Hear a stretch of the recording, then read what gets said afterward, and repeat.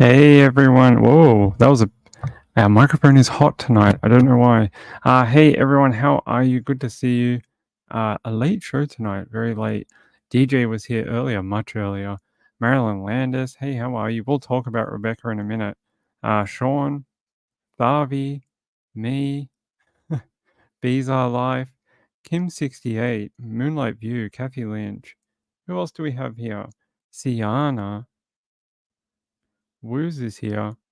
I'm trying to find everyone.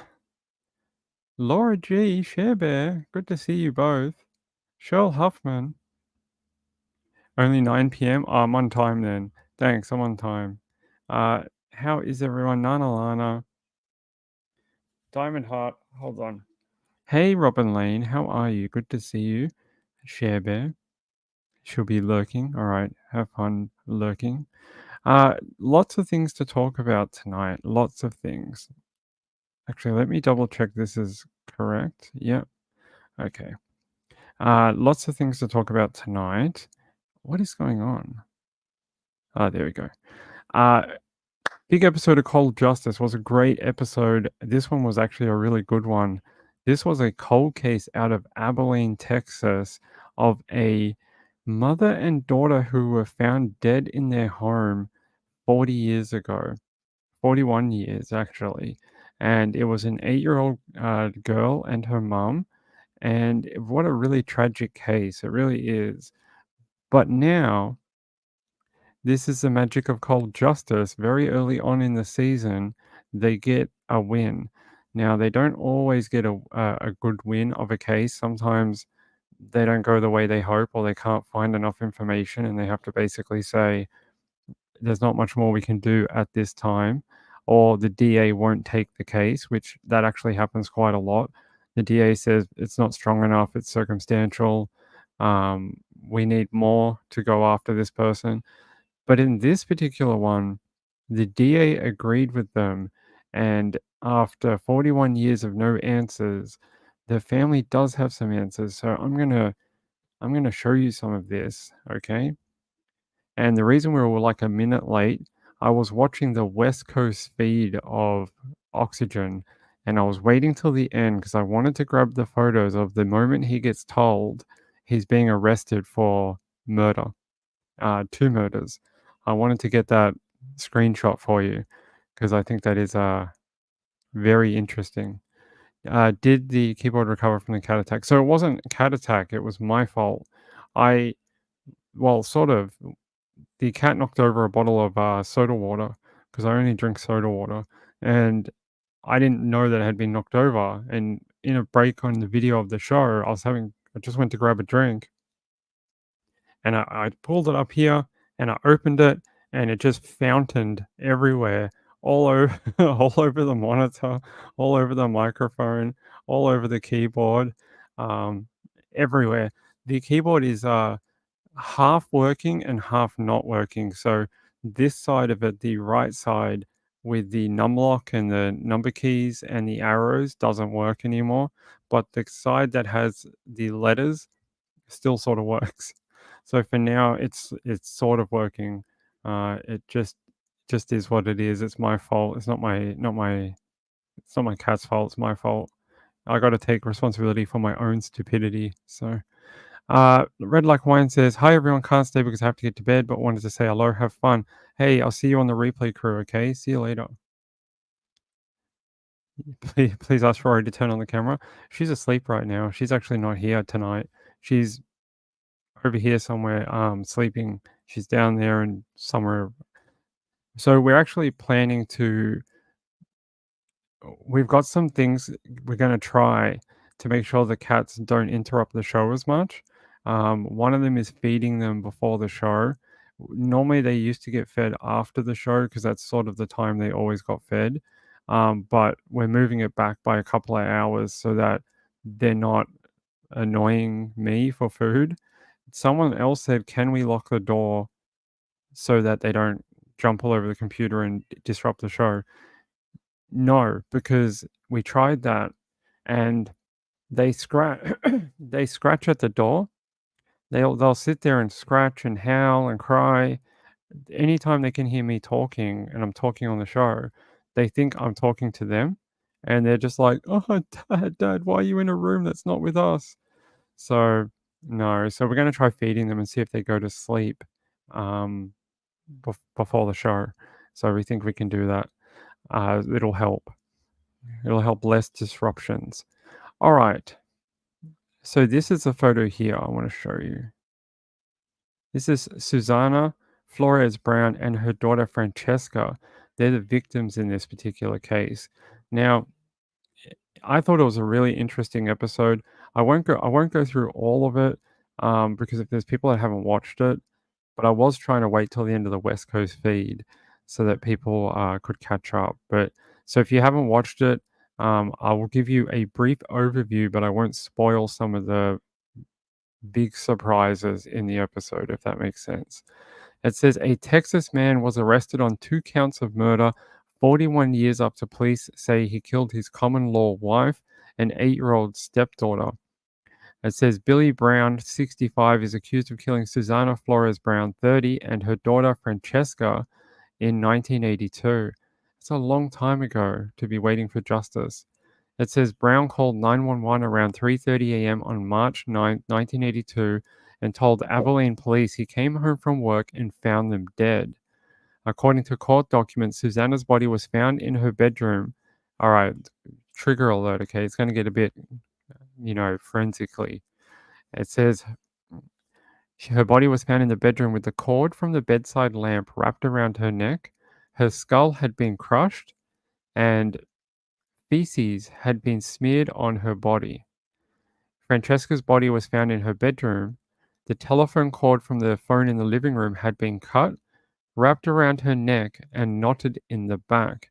That's an 8-year-old child. Brown said he came in around 3:20 a.m., turned the light on, and found the bodies.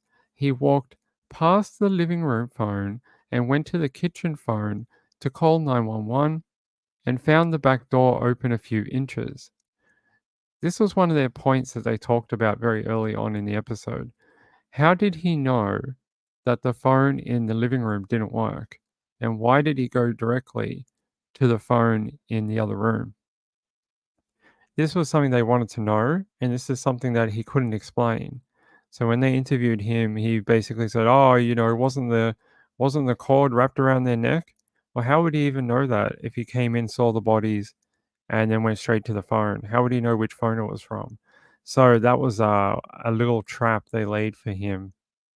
It says when police arrived, that the said the said Brown did not appear to be overly upset about the murders and was even making inappropriate comments about a god old bottle of whiskey. Apparently, there was some whiskey bottle that he was worried about that might have been stolen or something. Police said there was no signs of forced entry or signs of a struggle. Yeah, they said that if this had been a robbery or something like, someone had broken in or it was a sex crime or something like that, there would have been more of like a mess everywhere. And there wasn't. There was just 2 dead people. There was no crap everywhere. There was no broken windows, nothing. It was just a locked house with 2 dead people. So that really set off their hinky meter. It really did. Marilander says he did it. Maybe. Oh, did you just watch it? Hey Lola. Hey, how are you? Shaw Hoffman says there are no words. They can be on the show anytime they want to.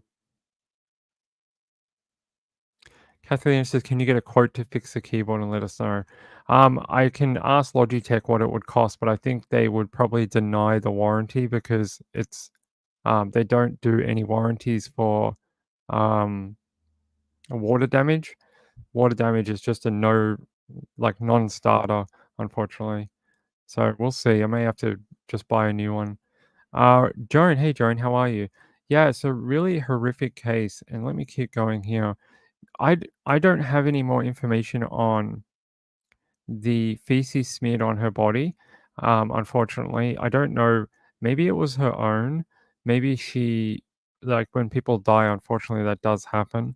Maybe he smeared her own on her to desecrate her body. Does that make sense? So that's sort of where I was thinking in that. I didn't think he, pooped and then was like, "Oh, screw you," or something. I think, yeah, maybe it was that, but maybe I'm wrong. I'll see if I can find out. It says Brown said he came in at about 2:30. Yep, we know that. Yeah, there was no signs of forced entry or a struggle. They said during the investigation, police learned the couple had been in a relationship for about 3 years. Susanna's family said he was controlling and abusive to the point she wasn't even allowed to have girlfriends over. Apparently, she had a close friend who used to come over and, hang out, and the kids used to play together and things like that. She was so afraid of him that one day he came home early, and she actually rushed her friend out early and was like, "You must go. You can't be here when he gets home." Like, that's a very abnormal reaction to your husband getting home. It shouldn't be like that. It's not like she had a male friend there or something. Even that would be weird, right? We all have to trust our partners to live our own lives in a certain, to a certain degree. We have to trust. It's called trust. We have to have that. And that obviously they did not, because if she's that frightened of having a female friend there, and it says here, Susanna told her family she did not want to be married to Brown or live in Texas because of common law marriage laws. Yeah, apparently she only took his last name in the very last few weeks before her murder because he had pressured her. I don't think they were actually married. That was just a common law situation. According to court documents, she refused to there we go. She refused to take his last name until just before her murder and only did so because he pressured her. A few weeks before she was killed, Susanna asked to borrow money from her mom so she could change the locks of the building. About a week before her murder, she asked her siblings if they could get her a gun. Now, they spoke to one of her siblings, and he remembers this conversation. He regrets to this day that he didn't help her get a firearm. He's like, maybe if I got her that gun, she might be still alive today. And he regrets that. Apparently, at the time, he just blew it off. He's like, a gun? Why would you want a gun? I'm not getting you a gun. And yeah, he regrets that to this day. He's like, maybe my sister would still be alive. It's very sad. Yeah. Hey, Green Eyed PI, how are you? Yeah, red flags, right? Lots of them. And they said, okay, I'm gonna leave that bit because if people haven't watched the episode, that's sort of the ending. So I can tell you they asked him. Yeah, we have to watch that bit. So hold on, let me just do this. There we go. They said when asked why he bypassed the phone in the living room to call police, I think I said this before. He said to the cops, "Didn't Francesca have her phone cord around her neck? Police believe that suggested he was aware the living room phone was not functional." Brown was arrested on October 27th and released the next day on a $200,000 bond. And I'm going to show you some. Yeah, there's a big bit there that I had to skip. If you haven't seen the episode, I don't want to. Oh, no, not that one. I don't want to spoil how they solved it. I don't want to do that to you. I think the case is interesting. I think if it does make it to court, it'll be an interesting case. I think it's a defense lawyer might have a interesting time with this one. Here is him being stopped on a traffic stop and being arrested and being told he's being arrested for 2 counts of murder. And I thought that was I love when they do this. They don't do it very often in the show, and they don't show you very often when they do these arrests, but I love it. Let me see if I've got the other one. And there's one of him sitting in the interview room, basically saying, "Here, here's when he was told what was going on a bit more, and they interviewed him for one last time before laying charges on him. They were saying that, this and that, and we're going to charge you with these crimes." He then also said to them, You've got the wrong guy. You've got the wrong guy. It's someone else. It's anyone else but me. And I think I have that quote if I can show you. Let me find it. I had the screenshot on here. Let me just double check it's this one. Yes. He looks like a man resigned to his fate in that photo. You got the wrong guy, I mean. He kept telling that over and over to the investigators. You've got the wrong guy. Um, any insurance money? They didn't talk about any money as far as I was concerned. Hello. Hey, good to see you. Thanks for dropping by.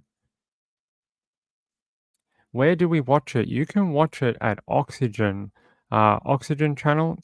They do actually have an over-the-air channel now, and it is going to replay in about an hour and a half or 2 hours. Hold on.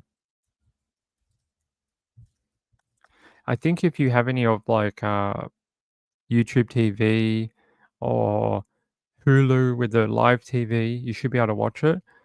I'm going to give you a link in the chat. This is how you access it over your free-to-air antenna. They have a channel you can access now, and you don't have to pay. I think it's here. How Oxygen, True Crime Buzz. How to watch Oxygen. OTA means over the air, over the antenna. But if you have a subscription service, you can watch it at Oxygen channel or Oxygen On Demand, and they have a Oxygen On Demand app. It is called Justice, Season 7, Episode 2, and that's how you would find it. Oh, really? That would be very interesting. Hold on, where is she? Did I put her up on the screen before? I hope they get him. Where is it? Where are my chat? Hey, good to see you. I'm trying to find where can you watch the episode? Yeah, the Oxygen channel. Uh, they were your cousins. Oh, hey, it's nice to meet you. Thank you for dropping by. I've put a link in the chat how you can watch it if you don't have cable. This is how you watch it over the air, so you're like free to air TV. If you have cable, I can show you how to do that. Hold on. Oxygen.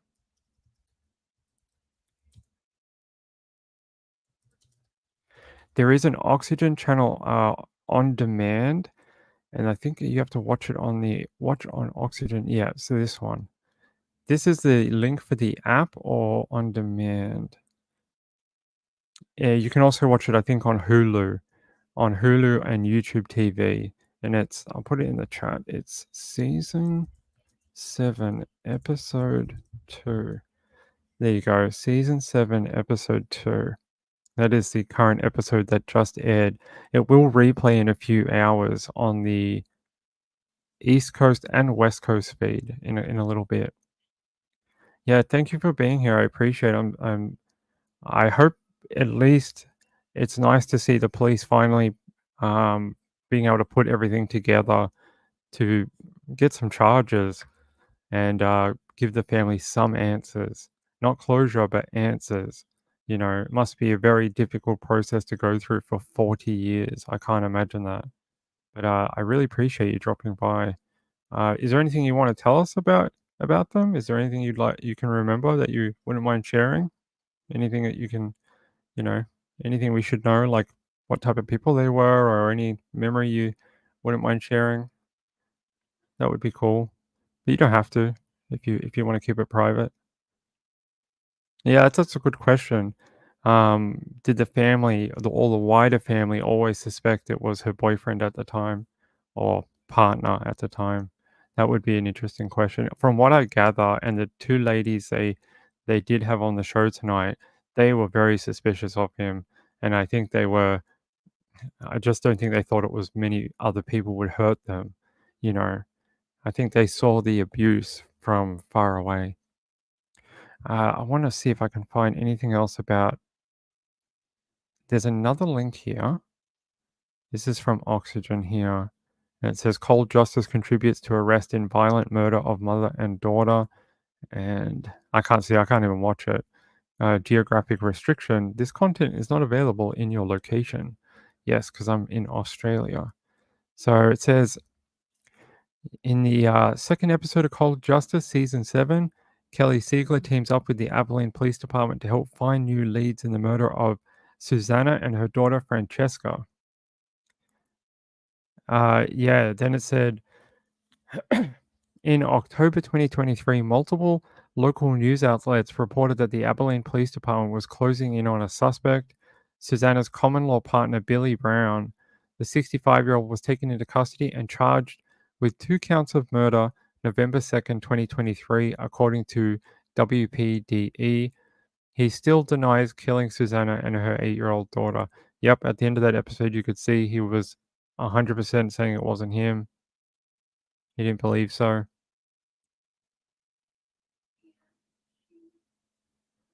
Thank you. I appreciate your response. She says, I was young, but we always had suspicion. That makes sense. I get it. Marylander says it's 1215 on my TV. Does it change in the different, like, if you have a different company, it's a different number? Ah, makes sense. I'm just trying to read some of the comments here. On Spectrum TV. I'm sure it's on the other ones too, like the big name ones. I can't remember what they're called. But you guys have a few big cable TV providers, right? I can't give you the numbers for all of them, but I know that you guys have like Xfinity. Xfinity is a big one. Uh, what's some of the others? I have no idea because I don't watch them. Let's see. No, we're not going to go through that. Just know that it's probably on your cable channel. I think almost every cable provider has Oxygen, as far as as far as I know. And if you don't, check out the link in the chat and you can look for it. So the way this works, not that one, this one. Apparently, at some point in the last couple of years, they started offering it over the air for free. You could rescan your television and make it pop up. I don't know of anyone that successfully has done it, but apparently it is there. Let's see. Gambler says, I'm quite sure Oxygen is not available in Canada. They might have a release with another company. I know in Australia it is done through Investigation Discovery. I know that sounds weird because they're a different company, but I'm pretty sure down here we get we get Cold Justice episodes on ID, which is weird, but yes. Moonlight View says, I found out I have Oxygen and you have time for TV. Yes. I don't know. I can have a quick look for you.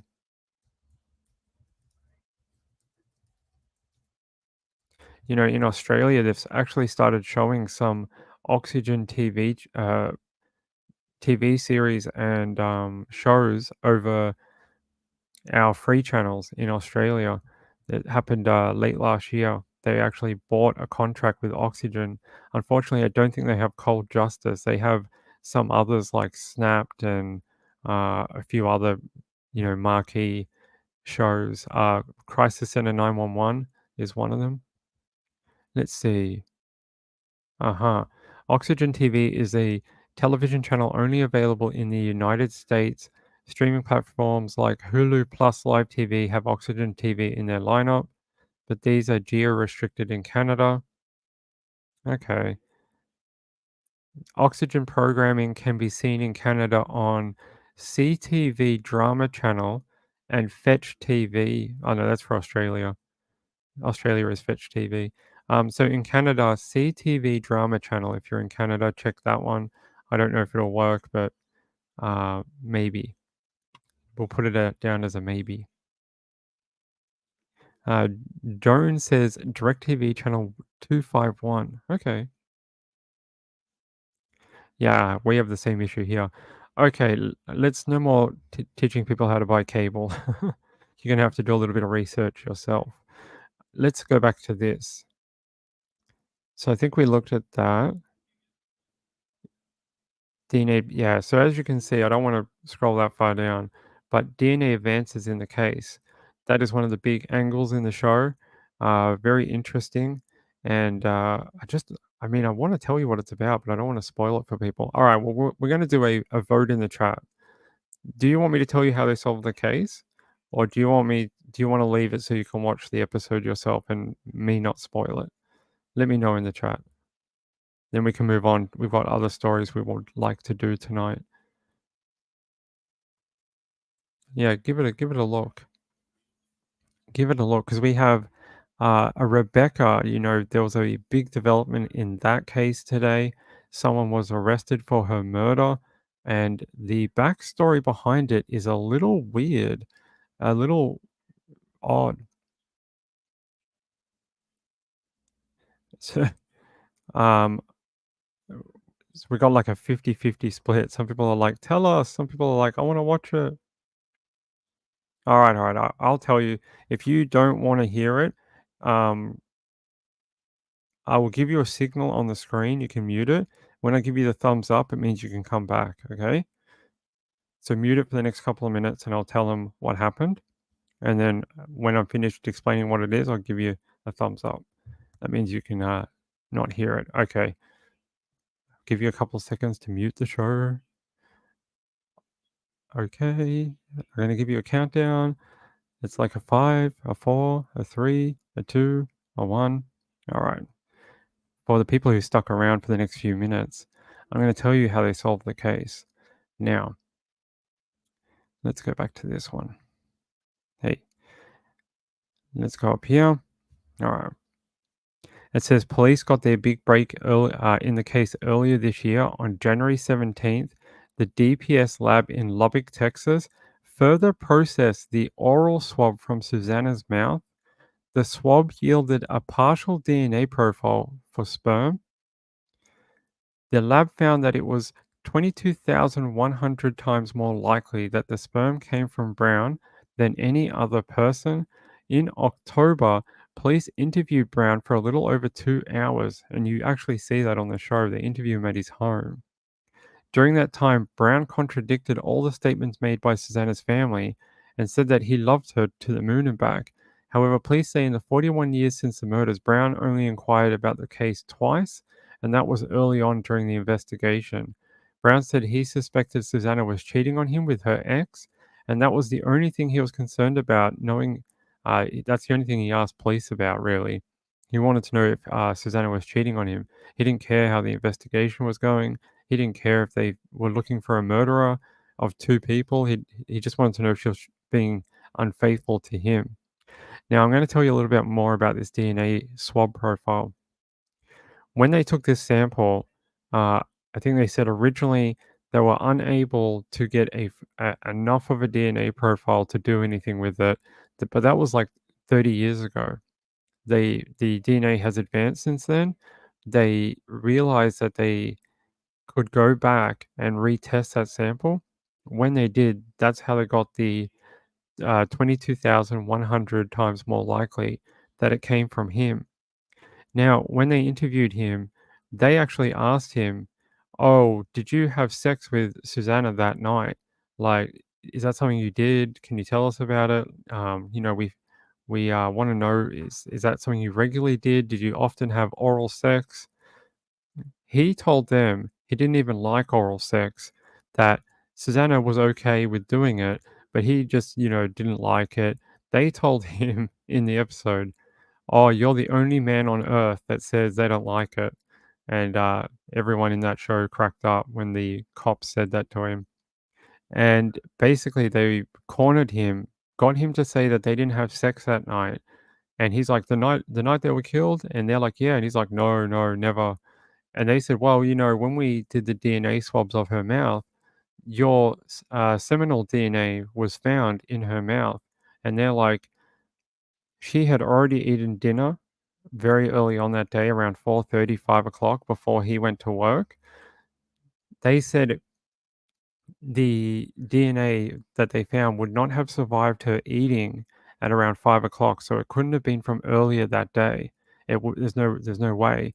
So it would have had to have come later in that night. Him saying that they didn't even have sex that day at all, and now they've got him cornered later on in the night. Um, he basically he basically roped himself because they set him up and he gave the wrong answers.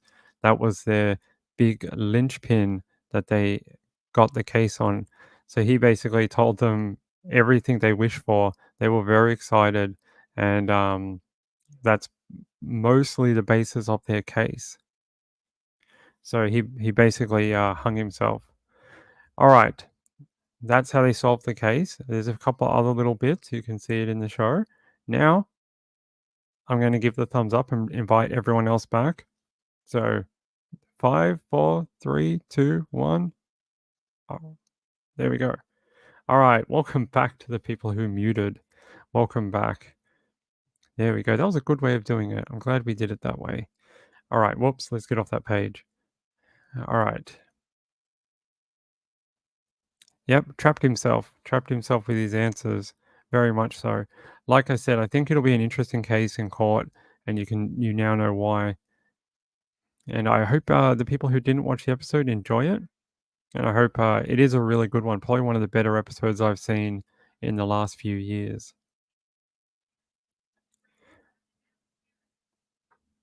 Yeah, volume up. It's safe again. It's safe again.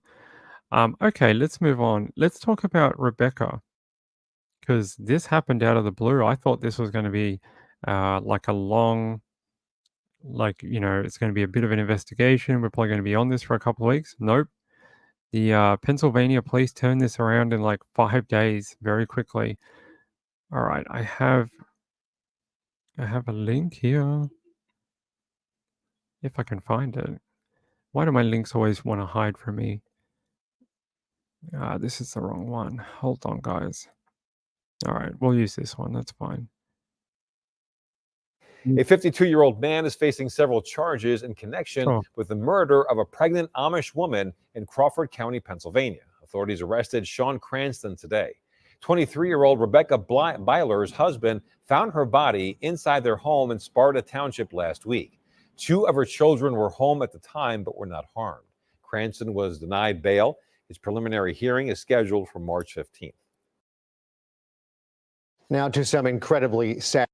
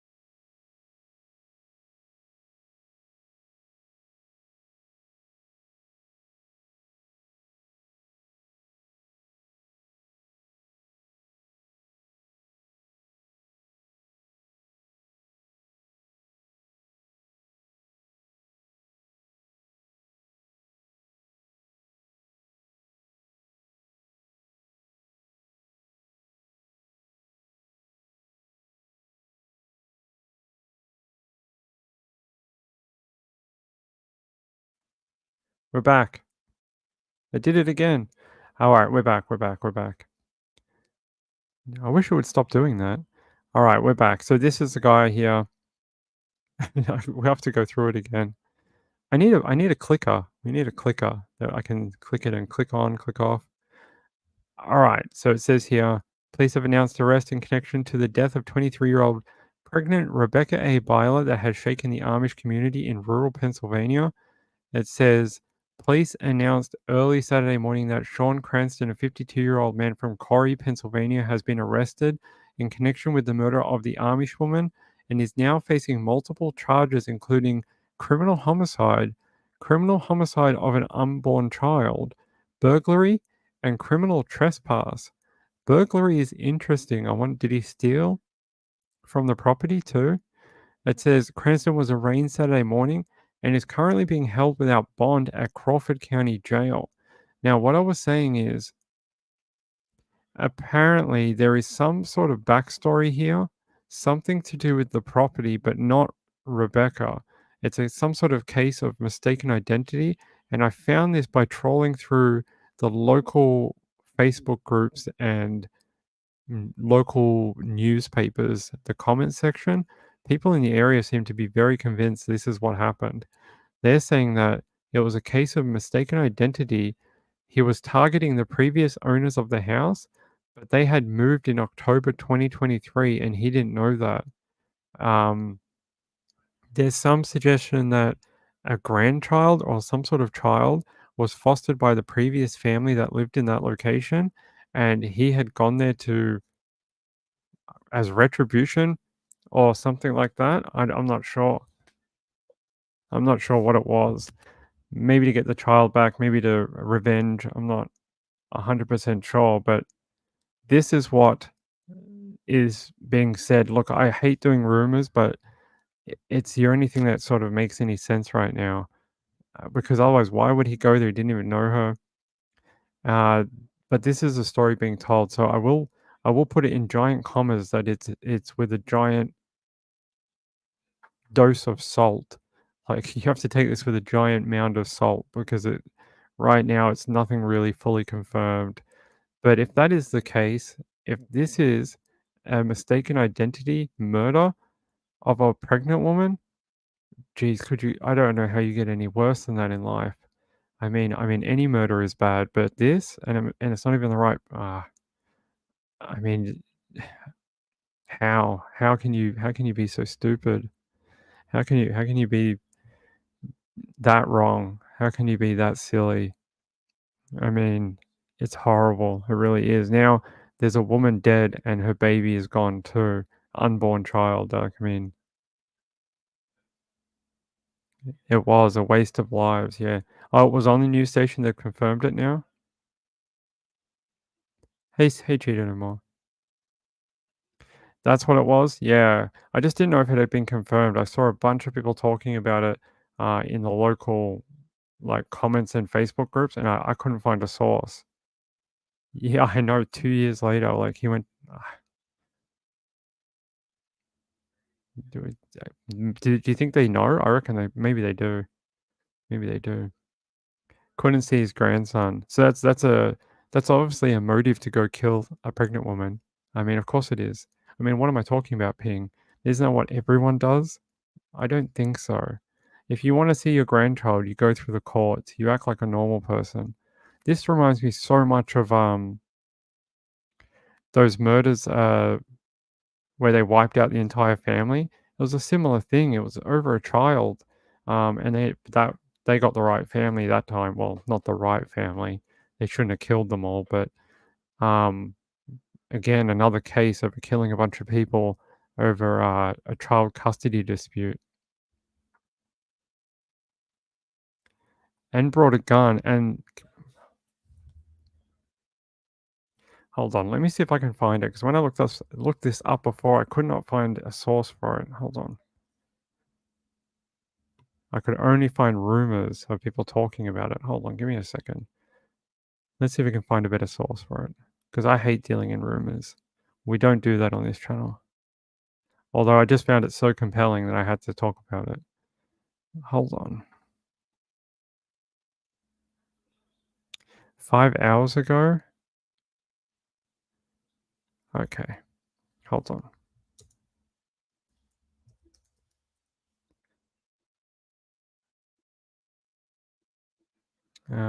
Mistake.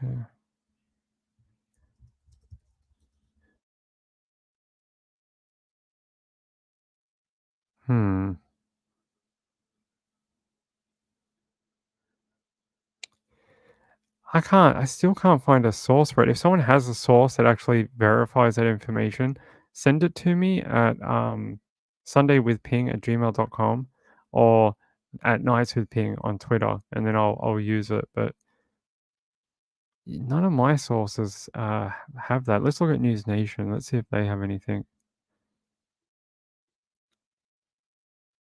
Let me just pause this video. It says 5 days after a pregnant Amish woman was murdered in her Pennsylvania home, her alleged killer is behind bars. State police took 52-year-old Sean C. Cranston from Corey, Pennsylvania into custody Friday night, connecting him to the death of 23-year-old Rebekah Byer. He was arrested outside a Dollar General store on Main Street right next to his home. Someone said it was crazy. I've never seen so much law enforcement at once. Never once, she said. According to court paperwork. Here we go. There we go. I found it. It's okay. According to the court paperwork, Cranston allegedly broke into Byler's home on Fish Flats Road in Sparta Township on Monday, February 26, where he shot her in the head and slashed her throat. As of Saturday, crime scene tape still surrounds Cranston's home on Main Street in Corey. Jennifer Billye spoke with a woman who said Cranston was her foster dad growing up. That woman is now in her 20s now and has children of her own, but said Cranston is the only father she has known. She was visibly upset and did not want to be on camera. She said, like, I could never picture my dad being that cold-hearted monster. Never in a million years. The morning of the murder, neighbors reported seeing a red Jeep in Rebekah's driveway. Then on Friday night, a red Jeep was towed from Cranston's home. As far as I know, he just wanted his grandson back, she added. Cranston's daughter believes the murder was a case of mistaken identity. She added that the Amish couple who lived in Byler's home a few years ago adopted Cranston's grandson. Supposedly, she started yelling at him, coming in, and then that's when, boom, all it took. It's just horrifying to think. It says here, Cranston has been charged with criminal homicide of an unborn child, burglary, and criminal trespass. He is currently being held in the Crawford County Jail without bail. The full criminal complaint can be seen below. Okay, finally, here we go. Oh, I didn't know Pennsylvania was a Commonwealth. Stop that. There we go. Oh, we can't click on this? I hate when they use this inbuilt scribe document service. It's annoying. It says here, the defendant did intentionally, knowingly, recklessly, negligency, no, I can't pronounce it now apparently, caused the death of another human being by criminal homicide. The defendant did on or about the 26th of the second kill Rebekah Byer by shooting her in the head and slashing her throat. I wonder if they issued a search warrant at that property, Rebekah's property, looking for any kind of like sharp utensils or any kind of bladed instrument. I wonder if they ever found that or found anything that was used. And it says here, let's see if it has any more information. Where's the theft charge? That's the trespass. Bodily injury. No burglary. Criminal homicide of the unborn child.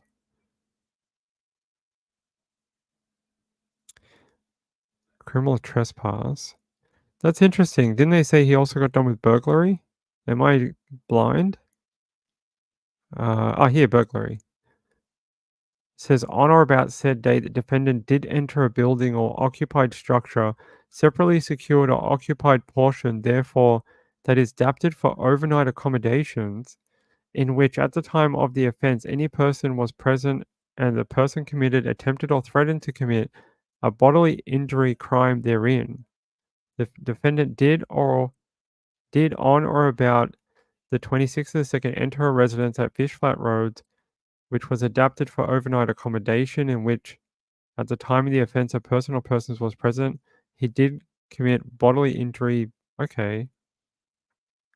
I don't know what that means. Maybe someone smarter than me in the chat can tell me what that means. How can you get bodily injury? Do they mean he's... I don't know. Let's see in the chat.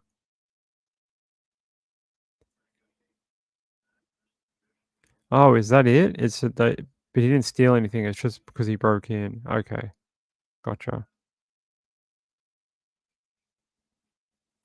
Chino Moss says, I know it's redundant to say this, but I am just not capable of coping with how people can do these heinous crimes.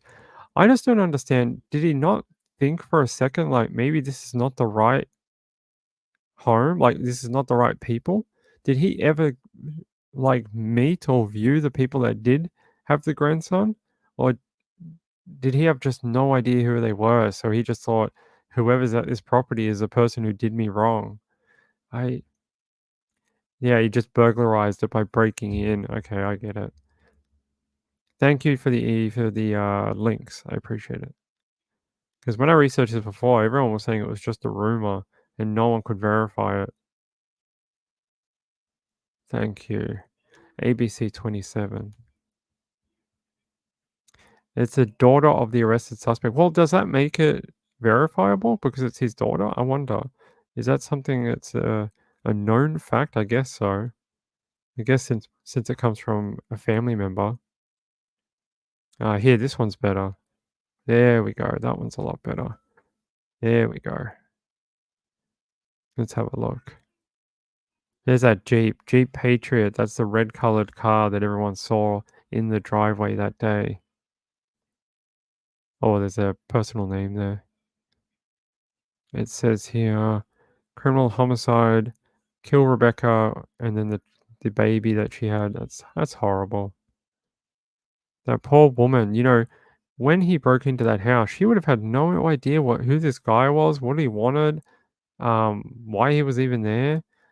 She's probably like, who is this guy? What are you talking about, a grandson? I only have my children. I have 2 kids here, but they're mine. Like, who are you? I mean, she would have been so confused and scared. It's like the worst crime. It's like, murder's bad, but this is like murder plus or like murder ultra or something. It's just so much worse because it's just egregious. The whole thing is. Yeah, I think she probably seconds, unfortunately. Hey, Snapcrackle, how are you? Yeah, I didn't know about that. I'll have to look up more about. Molly Colson said she had clothes on the line, so maybe the door was not locked. Well, she probably thinks her community is a pretty safe place and she can come and go from her residence to, the clothesline or other facilities in her own property. I mean, I wouldn't expect it to be locked. Not during the day, like it was 10 a.m. 10 a.m. in the morning or something. It's a work day, right? They're probably getting stuff done, looking after the kids, washing clothes.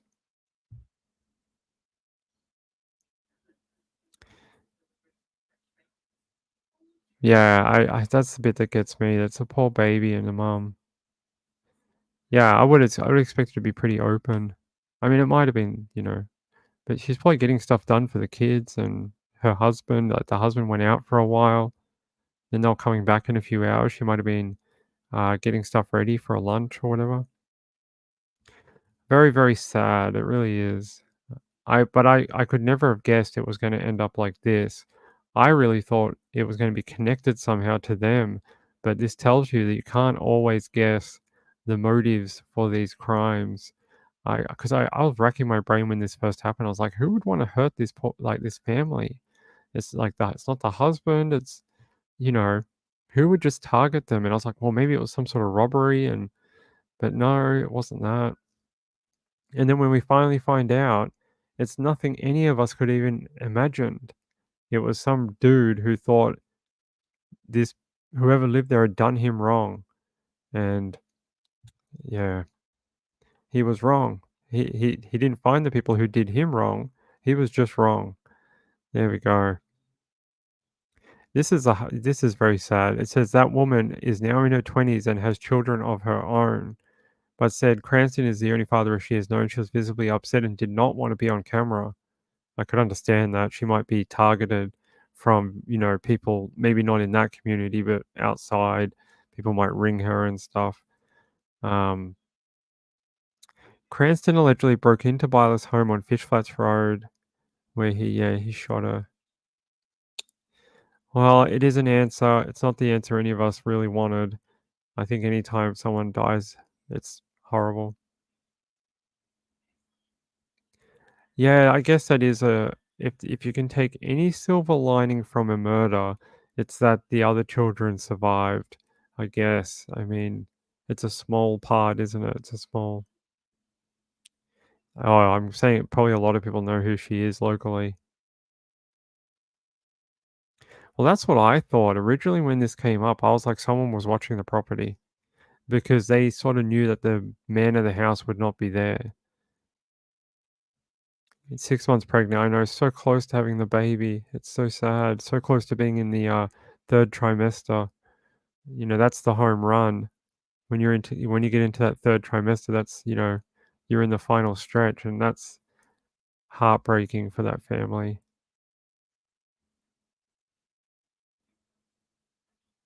Jojo says, I think he stole her laundry to wipe himself clean. Just my opinion. I wonder, did they say if they found the weapon? Because like I said before, in the search warrants, they were looking for a sharp-edged weapon. I don't think I saw anything like that. Hold on. Cranston. Let me see if I can find out if they actually found that weapon or not.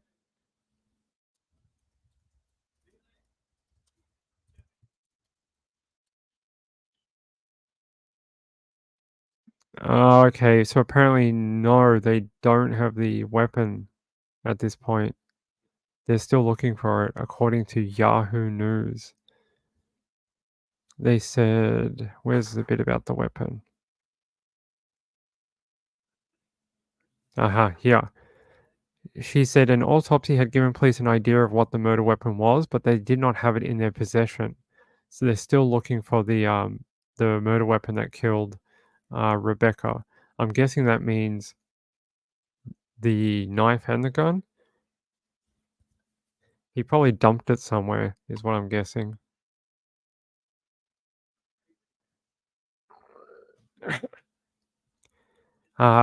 Chino Moss says, Ping, I think we're at the point where mistaken identity killings are happening all too often.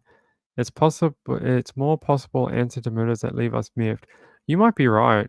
I think people are using either misguided memories or information from their own head, and then maybe even using information from the internet that's not correct. It's not the first time I've seen a murder from someone who put information from Google, went somewhere to kill someone, and then didn't get the right person because the information was out of date. It hadn't been updated. It was years old, and that person had moved. So that's really kind. Alan Clausen says the Amish adopt and foster often. It's really sweet of them. I'm a big proponent for people who can provide a good life for children who need it, as long as they do it correctly. And we've seen a lot of them that unfortunately hurt children. Not Amish people. I mean people who adopt kids. But if you can do it and provide them a good life and a supportive family structure, then that's fantastic.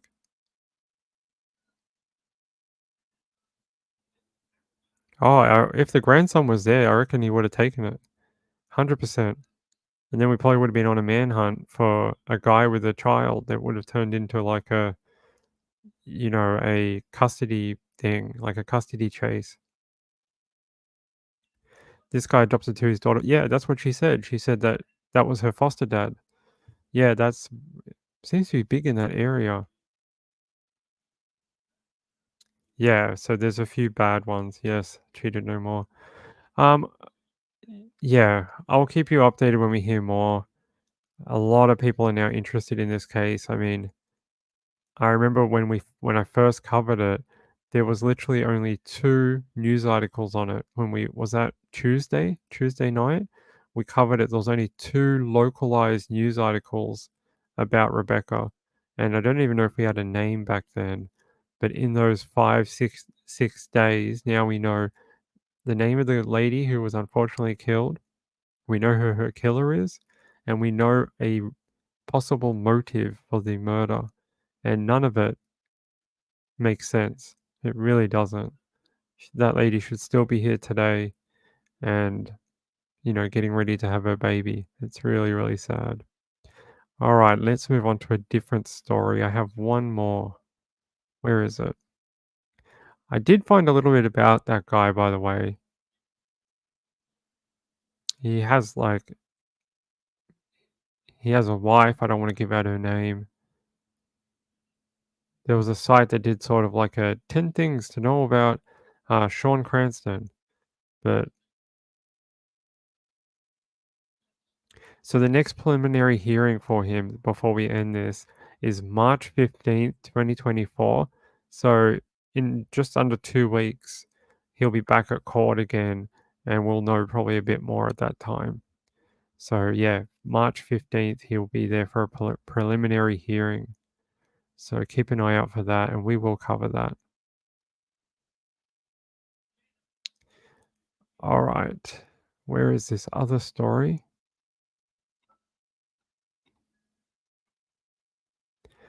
No,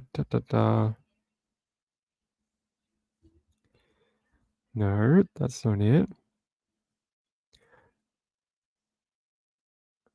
I wonder, did they find those 2 missing people from the jail near Sebastian? I didn't hear anything else, but I wonder if they did. All right, here's this other story. This popped up on my feed earlier.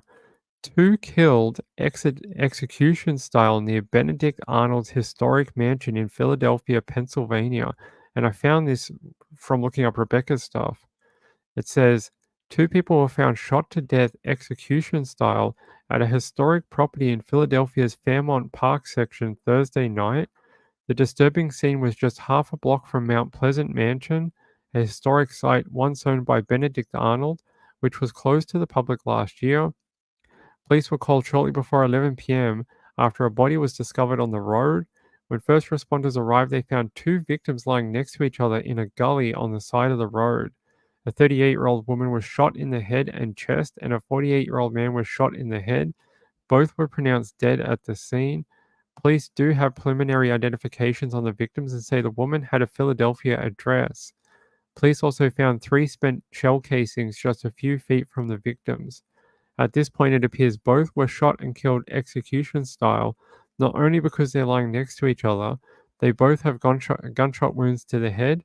The female appears to be shot in the head and the chest, and the spent shell casings. The 3 of them are all just feet away from them. So we know at least 3 shots were fired from a semi-automatic handgun or handguns. What the hell? Let's see if this will tell us anything about it. A man and a woman were found shot to death in Fairmount Park. A historic property is the backdrop to this homicide scene. Action News reporter Catherine Scott is live at police headquarters with what we know so far. Catherine? Matt, this was an execution-style double homicide. A man and a woman killed, and police are still investigating what led up to this. Let's get right to that video from Fairmount Park. You can see investigators on the scene there last night. Mount Pleasant Drive near Fountain Green. This happened a half block away from Mount Pleasant Mansion, a historic site once owned by Benedict Arnold. It was closed to the public last year. Shortly before 11 p.m., a 911 call came in for a body found by the road. When first responders arrived, they found 2 victims lying next to each other in a gully on the side of the road. A 38-year-old woman was shot in the head and chest, and a 48-year-old man was shot in the head, both pronounced dead. Police do have preliminary identifications on the victims and say the woman had a Philadelphia address. Police found 3 spent shell casings just feet away from the victims. At this point, it appears that they were both shot and killed execution style, not only because they're laying next to each other. They both have gunshot wounds to the head. The female appears to be shot in the head and the chest. And the spent shell casings, the 3 of them, are all just a few feet away. Police do not know the motive. There are surveillance cameras on the nearby mansion, so police are going to be looking for that footage to see if they can learn more about who was behind this. We're live at police headquarters. Catherine Scott, Channel 6 Action News. Matt. Thank you.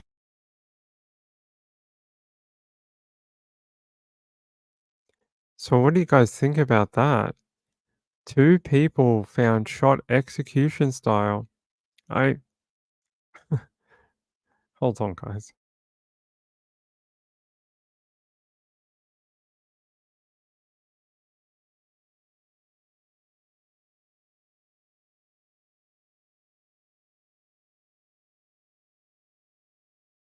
We almost got through the show without an interruption.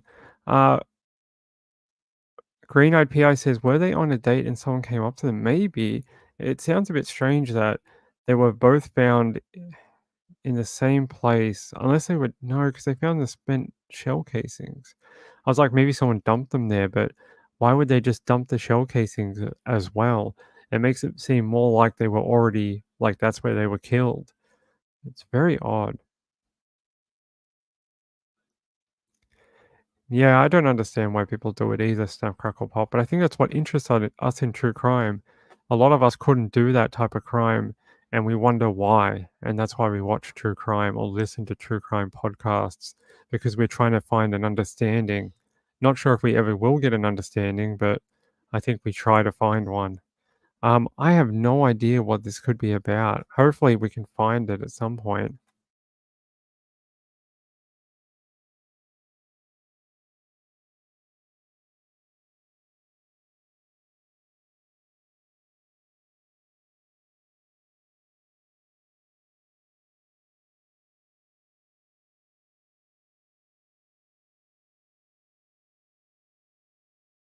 All right, sorry about that. People in Philly are crazy. I live 5 hours away on the western side of the state. Do they have a lot of gun crime, right? I know Philadelphia, Chicago, a few others have quite a lot of gun crime. I did see an update for the inmates. If you remember, there was a bunch of inmates missing. Hold on. Let me grab that. Inmates. Escaped inmates.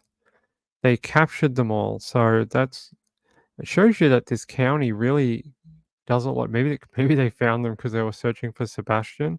Really dumb time to escape from jail, isn't it? There's a full-fledged search on for an autistic 15-year-old boy, and you decide to escape from jail.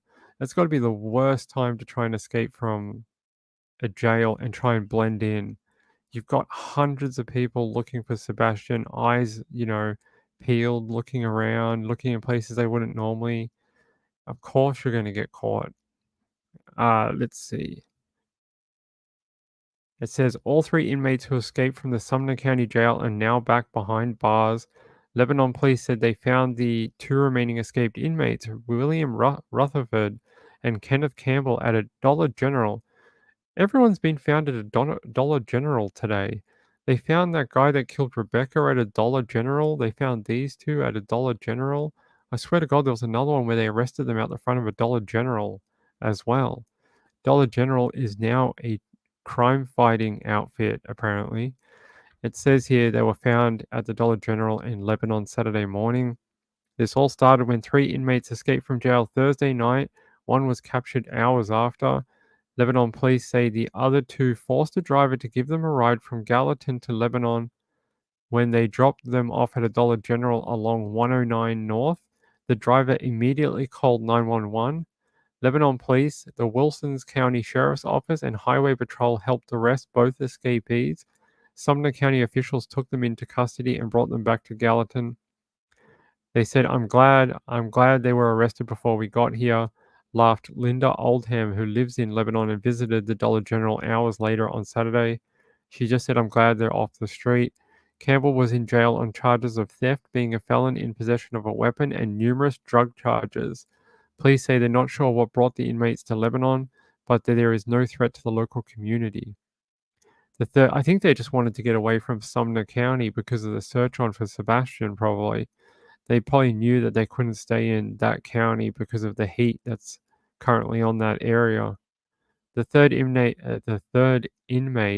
who was captured late Thursday night, was Elvis Bush. According to jail records, he'd been in jail since 2022. In the past year, he was charged with having contraband and implements used for escape. There's a photo of all three of these guys. I'm glad they're back in jail where they belong. Were they wearing pants? Yes, we didn't get an answer to our question. Were they wearing pants? Yeah, very silly time to escape jail. Well, I'm glad you didn't listen to the show last night because they found a bunch of body parts in Babylon in New York. They found like a woman's head, her arms, a legs, a dude's legs, and an arm. It was like a human octopus of random body parts. Yeah, I'm gonna go to the press conference and I'm gonna ask the sheriff, sheriff, I have an urgent question about this case. He'll be like, yes, the guy over there, and he'll be like, can you please confirm or deny were the inmates wearing pants? And then we'll finally get an answer to our question. Didn't Elvis Presley have a song called Jailhouse Rock? Yes, he did. He did. Where is Sebastian? I think that's the answer everyone is asking right now. I'm pretty sure there's no update, right? I checked before we went on. I'm pretty sure I had a look. Yeah. Nothing. Still nothing. It says here, 6 days later, Sebastian Rogers is still missing. Police say check surveillance video. Wants people to focus on the time frame from Sunday afternoon through Monday morning. But still no sightings of him. Nothing in the river, nothing in the water. It's bizarre. They said there is a lot of places you can hide. We've searched barns. I went around saying his name. Everyone in the county is worried. We have a strong community. I really hope they find him safe. Everyone hopes answers come soon. They're saying if you have footage to share, you can register it at this link or email it to bcarter@sumnersheriff.com. And that's if you have CCTV footage or other footage of Sebastian or something you want them to have a look at. They'll also come to your house and physically retrieve footage if you need to have it done that way. So let's see what they're saying here.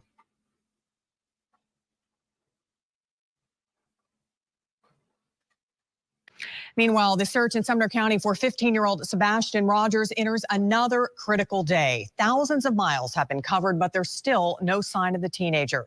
News Channel 5's Aaron Cantrell has been following this developing story all week and brings us the latest. Agencies and search crews across the volunteer state are right here in Hendersonville trying to locate Sebastian Rogers. And they're still asking the community to check their surveillance video to see if they see anything suspicious. It's just like unbelievable. You would never think that, he'd be missing, and especially for as long as he's been missing. 6 days and still no sign of Sebastian Rogers. Search crews have walked thousands of miles this week looking for him. We're just going to walk straight out till we get. They've used specialized technology and sent trained dogs to help navigate the rural terrain. It's just been a lot of search and rescue all over the property. The Sumner County Sheriff's Office wants people to review footage from their security and trail cameras, focusing on the time frame from Sunday afternoon through Monday morning, asking people to look for any movements, vehicles, or people. Like, they came and knocked on our door and was like, hey, we're going to be searching this property. You have ponds. Brooke Clark lives near Long Hollow Pike, the area where Sebastian was last seen. The Sheriff's Office has told her and others in the area to look in their sheds, garages, under tarps and dense brush, any place a child might seek shelter or could become trapped. A lot of places you could hide. I mean, we've searched the barns. I went around saying his name. Clark says everyone in the community is worried. We have a strong community. I just really hope that they find him safe. Everyone hopes answers come soon. Just praying. In Hendersonville, Aaron Cantrell, News Channel 5. Aaron, thank you. And if you have any video to share with the Sheriff's Office, you can upload it directly to them. We have information on how to do that at newschannel5.com. So what do you all think about Sebastian? I just don't. I don't know. I don't have any idea of where this kid could be. The only thing I can think of is that could he be deliberately hiding from searchers? I wouldn't think so, right? I mean, I don't think he'd be deliberately hiding. I don't know. All I can say is, after 6 days, not one sighting on CCTV, Ring doorbell, any person, like no person has visually spotted him, nothing. I mean, I think that's bizarre. I think that's weird. He did leave on his own, yeah. Did something happen? Well, the police reckon they have searched his home about 10 times. So if there was something hinky at the home, they probably would have caught it by now. They've been in and out his home about a dozen times, so I don't know, guys. Someone picked him up. You reckon he would get in a car with a stranger? After yeah, I think that is a little weird where they wouldn't give out any background information on him either, like what's his favorite sport or what's his favorite color, or I think they did do that eventually. It's green, right? But there's just a few other things they just wouldn't talk about. 6 days without food, he'd have to be starving. You'd think he would have approached a human by now, even for water or food or something, right? Or help. You would think he maybe would have to be. I know we can't think in the way that we think because he doesn't possibly think the way we do, but you would just think natural human urges is to eat food and shelter. So I don't know, but he'd have to be starving by now. Don't know. They won't tell us. High functioning and very smart. He looks very smart. He looks like he's a very clever kid. I think they said a lot of autistic kids are attached to the water due to the like the visual and the sort of the way it moves and the sound and things like that. No money, yeah, no money, no phone, no resources. I don't know, but hey, that kid in Arizona got all the way to New Mexico in one night, so you can't count out anything.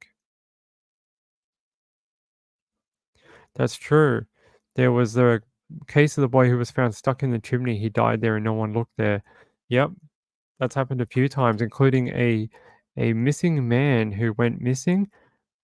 They only found him like a decade later when they went to tear down his old house after it had sold to a new family, and they found him in the crawl space under the home. Apparently, he had gone under there, got stuck, and passed away, and they only found it later on. Attracted to water.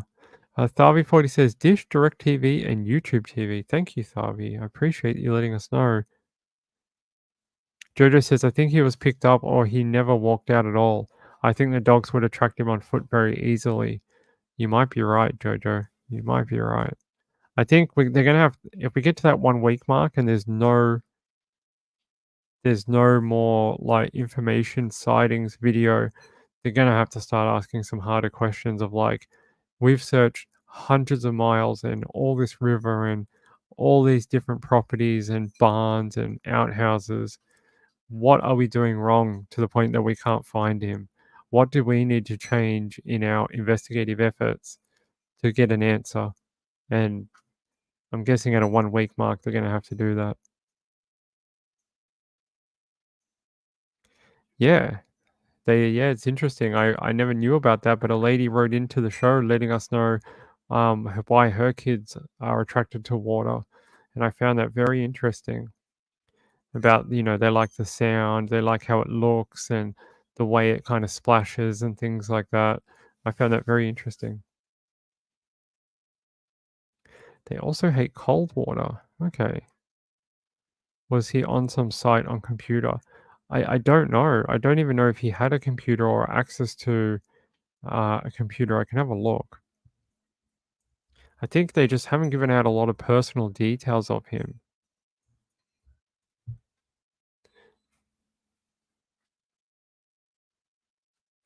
Let me see.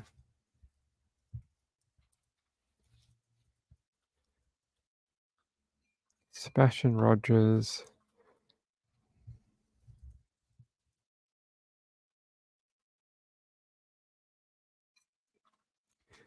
I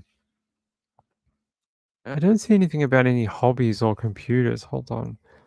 Hobbies.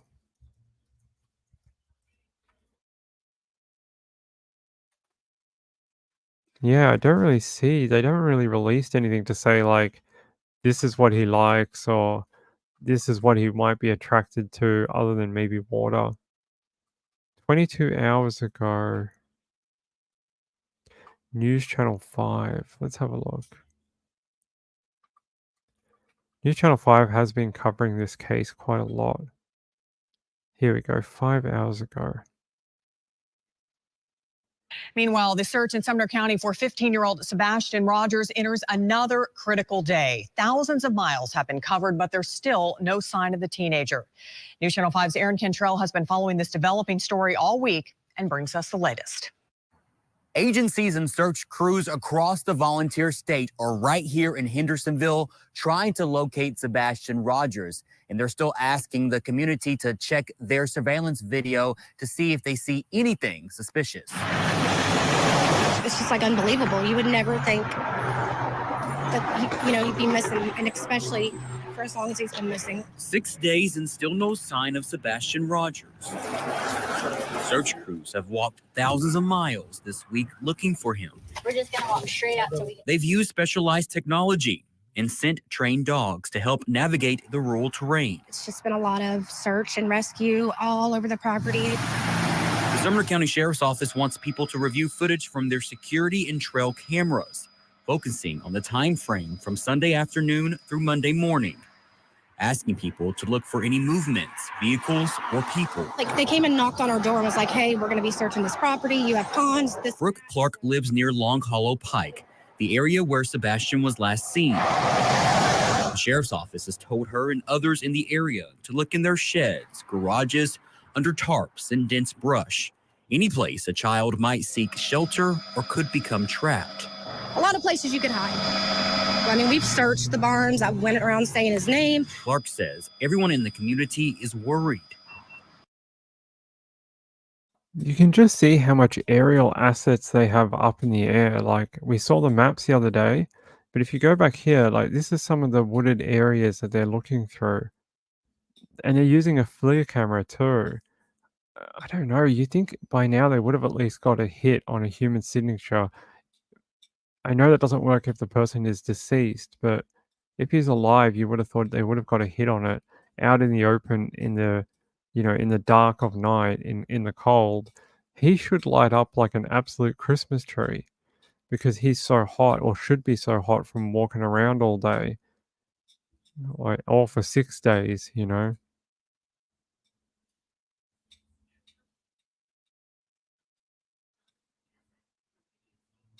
No, I know about the Balloon Boy story. It was a hoax, right? The parents made it up for publicity or something, and they ended up getting into a lot of trouble over it. Yeah, they haven't said anything like they have any proof of life. Like, the thing they look for in this is proof of life. And what is proof of life? Proof of life is any sort of substantiated sighting or a video that they can clearly make out it's Sebastian. And I don't think they've said at all whether they have that. It's sort of like the Elijah Vu case. They haven't told the public anything whether they have any sighting or proof of life. Yep, nothing. Hold on, Amber. Who's on the Amber Alert right now? Oh, we lost one? Who's missing from that list? Sebastian Rogers, Elijah Vu. There was 4 up here the other day. Imani Hughes was found. Imani Hughes was found, and so was the little boy with the heart condition. he was also found. So we lost 2 off the Amber Alert. So now we only have Elijah and Sebastian on here at the moment. So let's have a look. Sebastian Rogers. Is there any new information on his Amber Alert? Sebastian was last seen wearing a black sweatshirt, black sweatpants, and glasses. He has a medical condition that may impair his ability to return safely without assistance. That's it. They haven't updated it. No new information on here. I thought maybe they might have added more information, but doesn't seem so.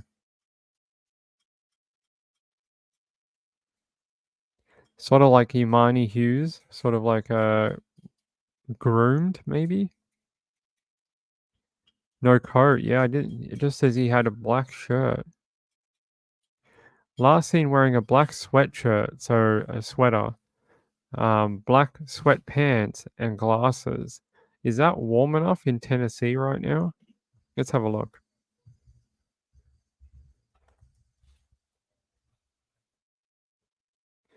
It's 7 degrees Celsius, 44 degrees Fahrenheit right now at 12 a.m.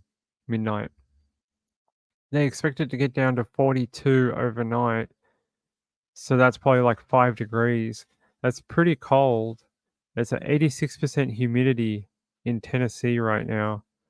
And it's got an 8-kilometer wind as well. Tomorrow they expect it to get up into the low 20s for Celsius. And what would that be? The 70s. They expect tomorrow to get up into the 70s, but the nights are 30 degrees lower in the 40s. So, and there's quite a lot of rain on the horizon too. Sunday, Monday, Tuesday are all rain. Wednesday, Thursday are overcast, and Friday, Saturday next week are rain days again. So conditions are deteriorating. Yeah, Noah was found. Yep.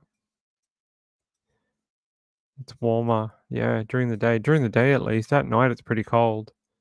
5 degrees is not warm by any stretch of the imagination. Alright, guys. Do you think we've done enough? I think I've kept you all up enough tonight, right? I think we'll come back tomorrow. Tomorrow is Sunday Nights with Ping. We'll definitely be on at 9 o'clock tomorrow. The weekends can be a little up and down, like up and down depending on the day and what time we can get on. So Friday and Saturday night shows are always a bit of a crapshoot with what time we can get on. So I hope people just understand that Friday, Saturdays are very random. We will either be at 9 or 10:30 or midnight. It can be a little up and down, but Sunday to Thursday, it's always 9 p.m. Always. There is no deviation from that. It's always 9 p.m. You could go on for 2 more hours. I know, guys, but it's midnight now over there, and I think we dropped like 70% of our viewers. I think they all went off to bed. They're all going to catch it on the replay probably. It's not looking good. I think once you get to that 1 week mark, you have to start asking more serious questions about where is he and is he still alive? And that's very, very sad. It really is. He does look a little bit like Kyron. Hey, Leisha. I hope you and Lolly are back together. Fighting crime together. Let me just see if I have any other last... By the way, I did end up having a look through that affidavit for... What am I trying to think of? The affidavit for the murdered girl in Kissimmee in Florida. My God, that affidavit! I've never. Is it an affidavit or an arrest warrant? Whatever it is, it is literally disgusting. I'm glad we did not read it on air last night.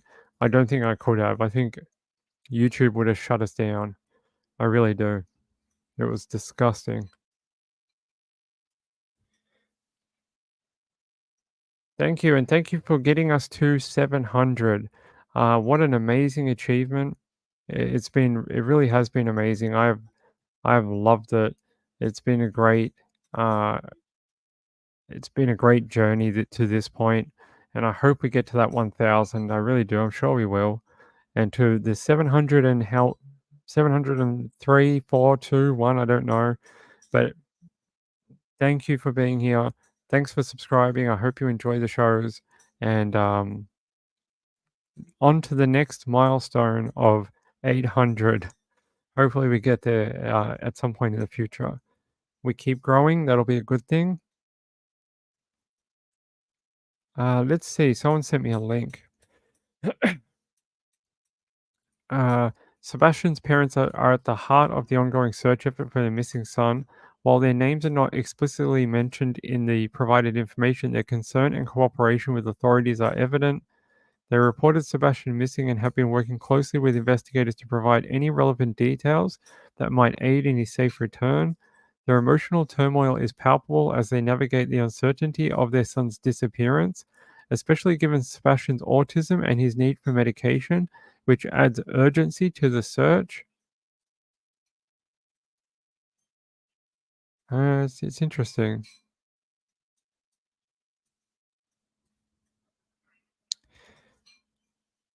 But who's telling them not to come forward and speak to the media and that? Is that a personal choice? Is that something that police are telling them not to do? I get that they're helping police and they're cooperating. I'm not saying they did anything wrong. I'm just saying a lot of times when we have these missing person cases, the first people we normally hear from are the family. They tell us what the missing person is like, what their interests are, where they might gather, where they might have been last seen, that type of thing. I don't know. And I'm not saying they have to. It's a choice. I just don't know. Is that cops telling them to just stay quiet for now, let us deal with it all, and then when at a time when we need you, we will tell you when to speak to the media? Or is it just a personal thing? They just don't want to be in the public eye. Thanks, Jojo. Yeah, I fully believe that they're like cooperating. I think the police have said that a few times. They're saying their courage and resolve amid such a distressing situation highlight the powerful bond between parent and child as they tirelessly pursue every avenue to bring Sebastian home safely.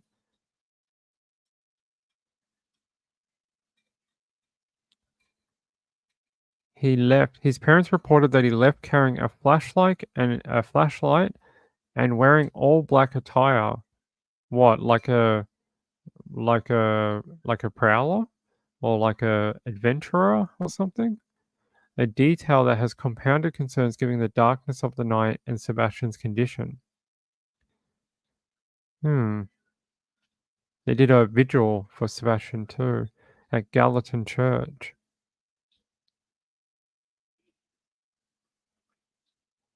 Interesting.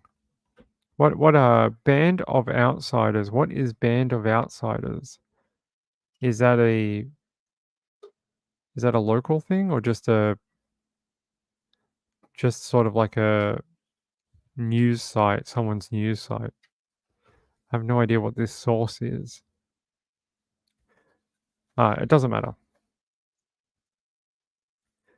I don't know if he's run away before.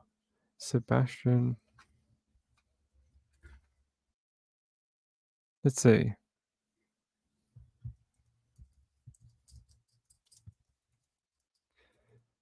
Let's see if he's previously run away.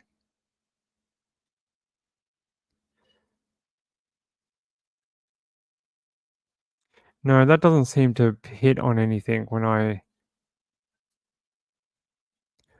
look for his name and like type previously run away, I don't get anything. You would think though if he had run away before, we would be able to find a previous Amber Alert because of his medical condition. They would have issued one then as well, and we don't see one. So I don't think he's probably run away before. this might be the first time. Or if he has run over before, it's only been for minutes where they haven't had to call police. Like he's sort of just gone to the end of the block and come back. How do they know that? I don't know. I don't know. Yeah, that doesn't explain how they know that he had a flashlight and all black clothing. Maybe they have an internal camera in their home. Maybe they can see inside their home but not outside. You know how some people have like those indoor cameras in the like the front hallway or something like that near their front door? Maybe they have something like that. Or maybe they do have a Ring doorbell and it's just not being provided to the public. I agree. We need more information and more openness, more connection, more answers and information. Yeah, I know. I don't know who wrote that article.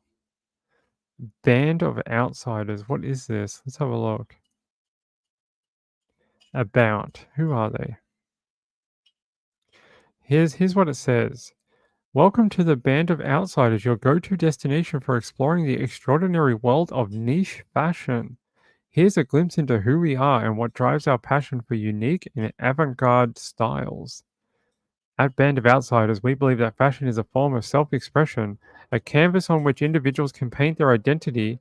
Our mission is to celebrate diversity, creativity, and unapologetic pursuit of personal style. We serve to be a source of inspiration for those who dare to step outside the conventional boundaries of fashion. Yes, this is definitely my number one source for breaking true crime. I will definitely bookmark this site.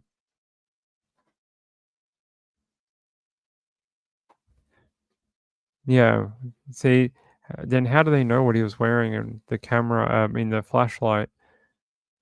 Is that just, they just know what was missing from his room? Don't know. Well, thanks for the link. I just don't know if this is, I don't know if we can consider this a trustworthy source of information. Band of Outsiders, hey? Alright, guys, it's getting late. It's getting late. I don't know what time it is in California. I've lost track. It must be 10:30? 10:30?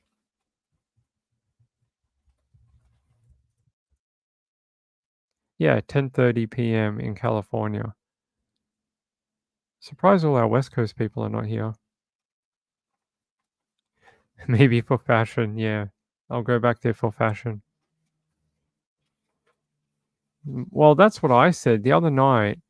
I said that if Sebastian was to leave his street the conventional way, he would have to pass around 20 homes to get to the main road. At least one of those houses must have a Ring doorbell. Even if it's nighttime, a lot of them have night vision. They should still be able to see something. It's a bit weird. 1:34 a.m. in Ohio. It is a bit late in Ohio, isn't it?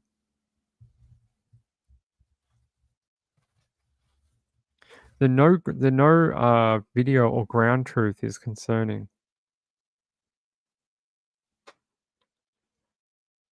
No, I know that. I'm just saying that we looked at it the other night and we looked at the map. There's only two ways he can exit his street. Go down his street and then onto that next street and then get to the main road. Or he can go back out to the back of his cul-de-sac and walk through like the backyards of two people and end up in bushland. There's no other way about it. They're the only two places he can go. One, he'd be captured by like at least 2 or 3 Ring doorbells. The other way, they would find him in the forest.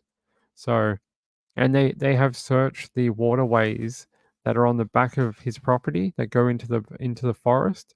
They have searched those. There's like 2 or 3 ponds back there. They have searched them already. Monkey Born was only on 1 Ring doorbell. I know.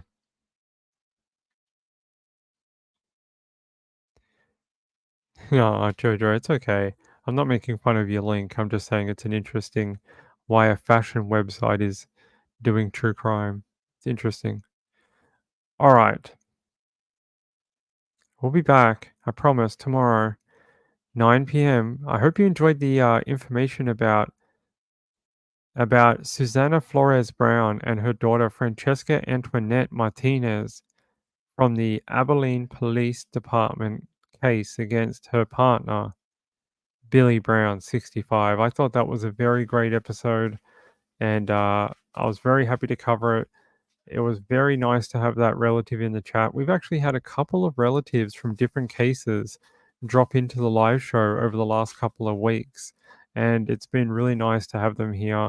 I hope we've made it a welcoming place for them, and I hope they felt welcome here too. And yeah, I hope we see more people like that. It's nice to interact with them and get their thoughts and feelings. We had one the other night too. So very sweet people. Yeah, that's concerning. That's very concerning, Jojo. All right. Yes, I hope we had a better show tonight. Not many interruptions tonight. Just one when the cat jumped up. That's good. No explosion of soda water tonight. That's good. I feel better. And yeah, it was a good show. Very little interruptions. Yes, they are. They're looking for anyone that has dash cam footage or Ring doorbell or CCTV. Yeah, the kitties were good tonight. So we're going to try that during the week too. Try feed them before the show so they're less likely to interrupt the show and cause stoppages in the show. And I'm going to keep a drink much further away from the computer next time as well. No more drinks on top of the desk. All right, guys, I love you all. Thank you so much. And yeah, thanks for being here. Thanks for subscribing. It's been a crazy journey over the last, 6 to 8 months of starting this channel. To get to that 700 is really, really impressive. And I didn't even think we'd ever get that far. So I'm very, very happy with that. And it's nice to meet so many new people. And every night we have different people that come in or leave a comment. And it's great. I really enjoy it. So tomorrow night, I'll see you then, 9 p.m. Come hang out with us for Sunday Nights with Ping. It's the only show in town on a Sunday. And that's it. Have a great night, everyone. See you later. Peace out. Bye-bye.